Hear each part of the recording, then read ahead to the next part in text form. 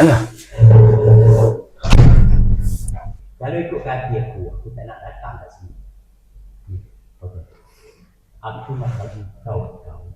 Mak kau. Mak kau dalam keadaan sedih sangat-sangat. Ni, Alung datang cari kami disebabkan oleh kau. Dia hubung kami, nak bunuh kami.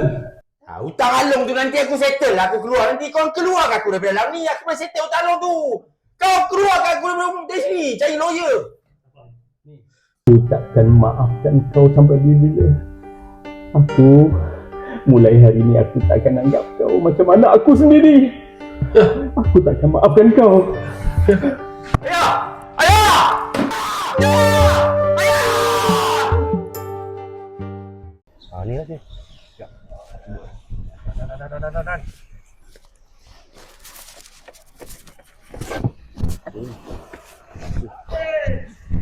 Apa ni? Dek, Ya. saya nak tanya mana si Tizi sekarang? Easy. Sekarang ni anak pakcik, si Tizi tu dah hutang kami tau. Dah pinjam dia dengan kami. Aku dah tak anggap macam anak aku, tak ada kena-mengena dengan aku dah. Dia tu dah banyak menyusahkan aku.